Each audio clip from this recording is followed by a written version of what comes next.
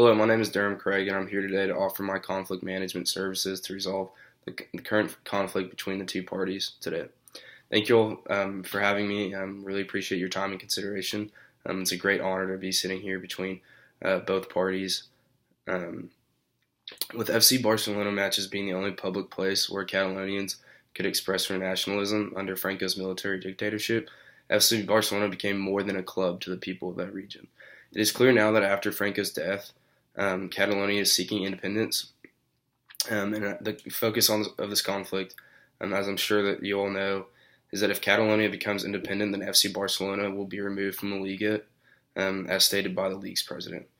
FC Barcelona faces quite a conflict in that they want to be more than a club to Catalans, because if they play a passive role in the independence struggle, that would contravene their brand, risking and alienating their fan base.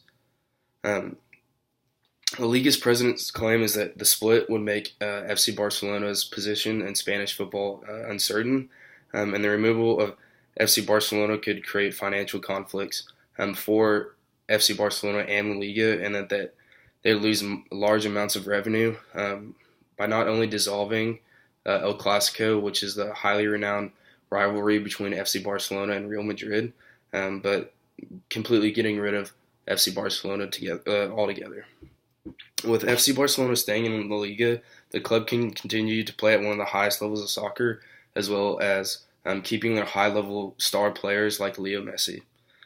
From not going to a different league or having FC Barcelona just become an independent soccer team. With La Liga keeping FC Barcelona, they would continue to generate revenues from their games and keep their reputation as a high-level league. Both parties benefit greatly if FC Barcelona stays in La Liga in order to maintain the rivalry of El Clasico. This rivalry is one of the biggest in football and certainly in Spain, and feels dissolved. The symbolic power and political external identity of FC Barcelona would be weakened without the competitor of Real Madrid, and La Liga's reputation and popularity would also decrease dramatically. With the conflict clearly rising between FC Barcelona and Liga, as addressed, I'm here to try to resolve the conflict by offering my services. First of all, I suggest that you consider some communication techniques when addressing whether Barcelona should stay in the Liga if Catalonia becomes independent.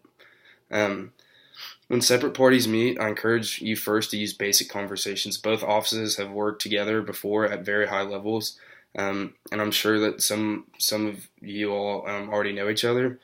So to break in some of the topics that will be introduced later in the negotiation, I suggest that you use a very informal exchange of information, and then after that, you then move to your discussion, transitioning from your informal to formal exchanges of information.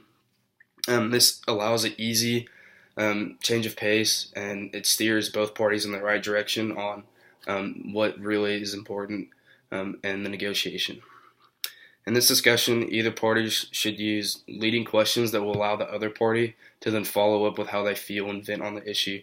For example, if FC Barcelona's office asks La Liga's office why the president feels that FC Barcelona should be excluded if Catalonia becomes independent, this then gives La Liga the floor to express how they feel and vent on the issue. This allows for both parties to not necessarily go into a debate, but create dialogue, which is co-construction of understanding through intent and respective listening.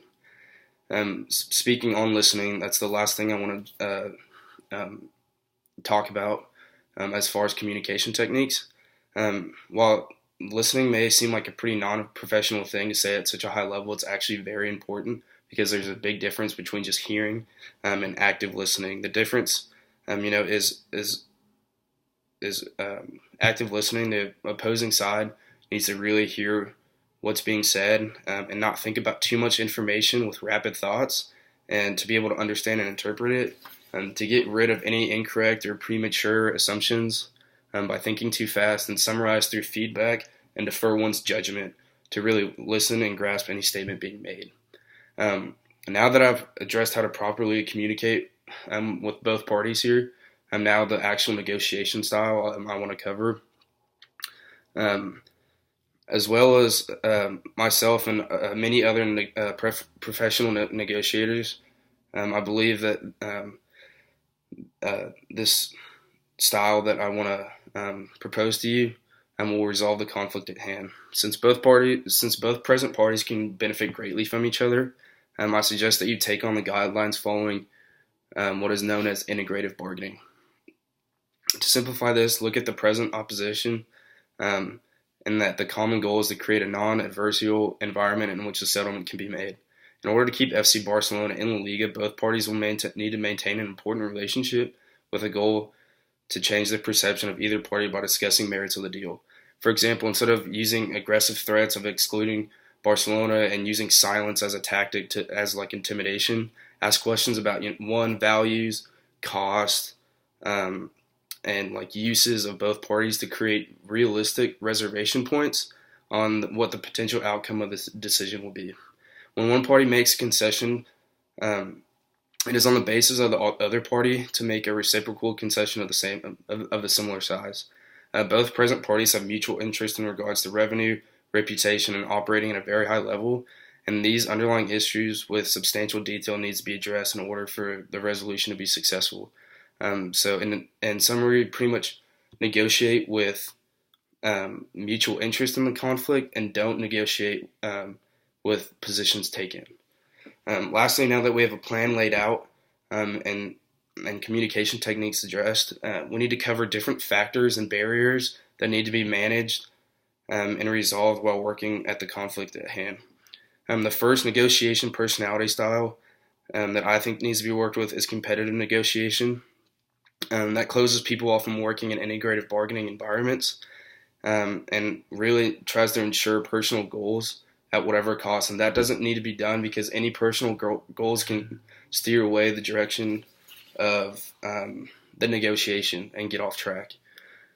And talking about barriers, the first one I'd like to point out is known as barrier number one, which I like to call the my way or the highway, which is where parties are hard to work with and don't open up to receiving any other different opinion. And it's very hard to work with that if you don't have any similar like underlying interest. The second one is barrier number three, where people are afraid that their opinion doesn't matter. Everybody here has worked here and is here for a reason, and so their opinion and words have weight and can be very enforceable. I'm afraid that that's all my time with you all, FC Barcelona and La Liga. I really appreciate having me, and I hope that my conflict management services will help you all. Thanks.